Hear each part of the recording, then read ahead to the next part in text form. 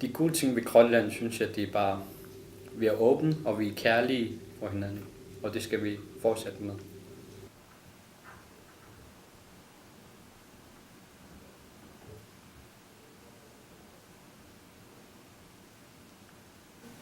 Jeg kan godt lide at være ude at rejse, men jeg kan bedre lide at være hjemme. Fællesskab. Ja, jeg kan rigtig godt lide fællesskabet.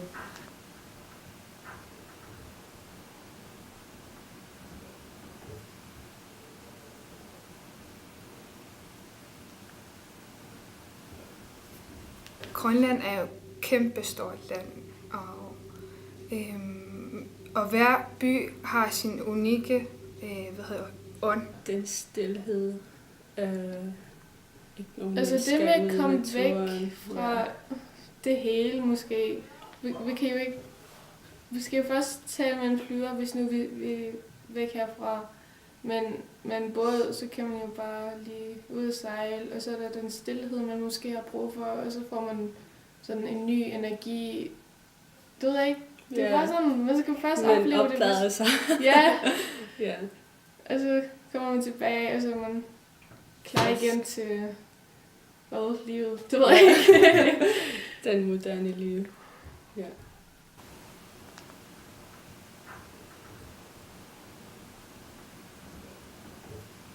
Om 20 år håber jeg, at den nye generation har taget lidt mere magt i Grønland og ved mere og har mere uddannelse, at de kan blive lidt bedre Grønland.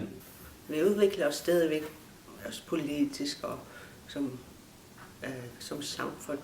Så kan jeg ikke rigtig forestille mig, hvordan det skal være om 20 år.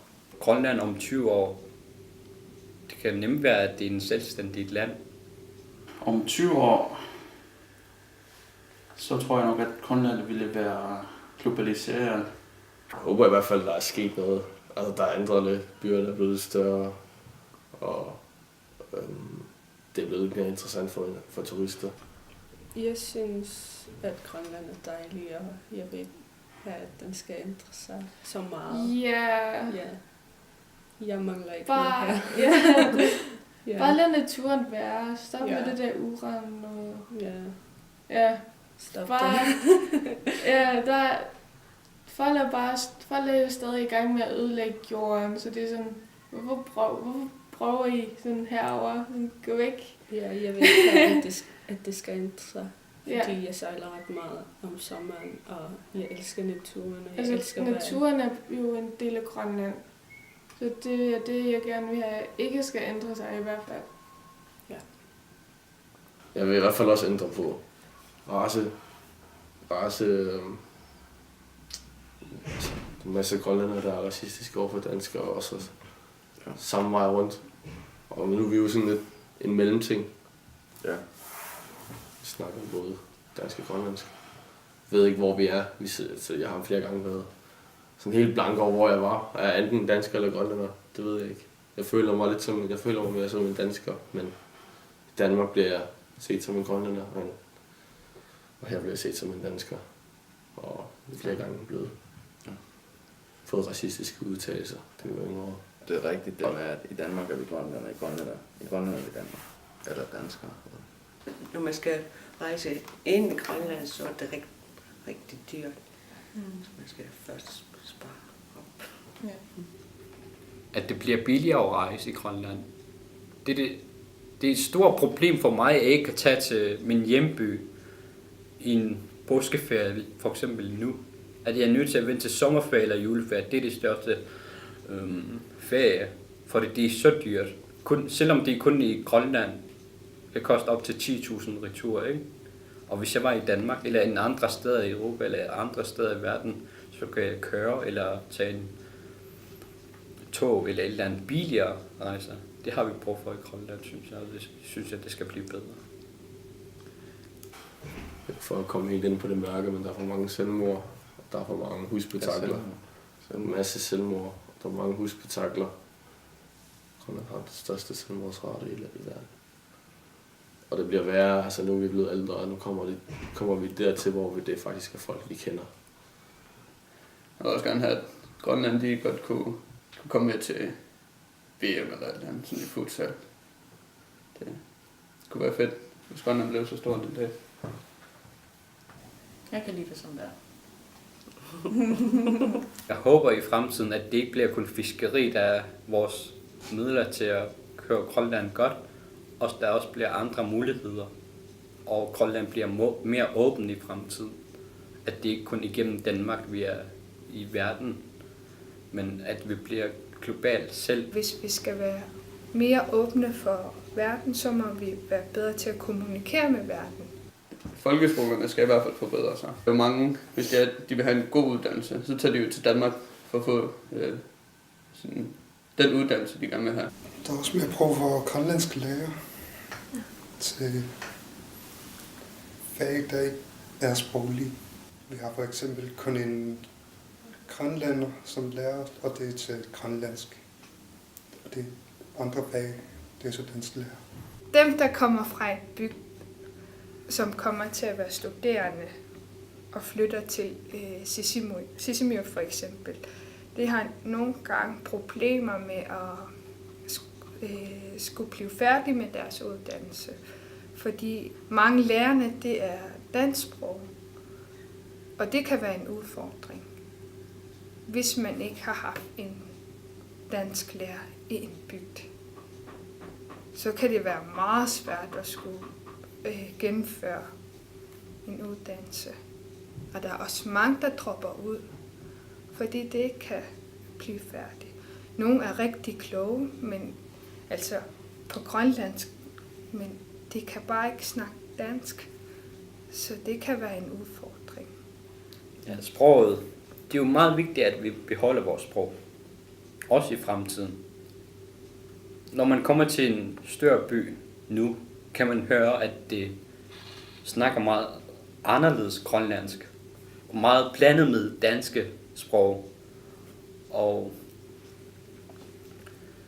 selvfølgelig er det godt med det forandring og nye sprog eller nye ord for nogen, men vi skal beholde vores sprog, og vi skal sikre vores, at det bliver ved i fremtiden.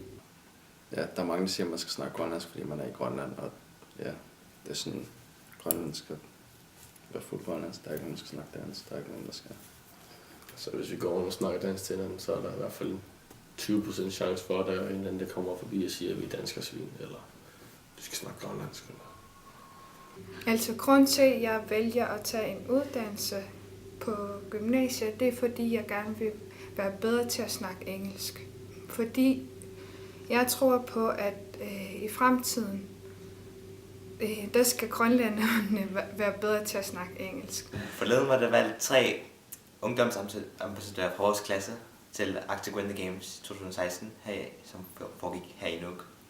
Og jeg var en af dem, og der havde vi en uges kursus med alle mulige ting, og vi blev inspireret til, hvad vi vil om nogle år. Så tænkte jeg på, at jeg vil gerne være sådan en rollemodel. Jeg vil gerne gøre noget for Grønland, sådan for de unge. Vi havde sådan nogle kurser, hvor det var bare sådan, for eksempel, hvor nogle folk fra virksomheder kom, så var det en fra Nuuk Couture, hvor hun snakker om, hvordan hun begyndte, at folk sagde, at nej, det kan man ikke lave. Man kan ikke være designer i Grønland, man kan ikke gøre det og det og det. Så var hun sådan lidt, ja okay, så tog hun en masse uddannelser, sådan en efter en. Altså, efter alt det der uddannelse, så var det stadigvæk det, hun gerne ville. Altså, ja, så startede hun med at designe og lave tøj, hvor hun prøvede at sælge dem i en kælder derude. Hvor hun sådan langsomt begyndte med det, og så blev det bare større og større.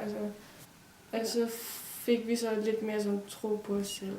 Ja, vi har meget mere selvtillid nu end før.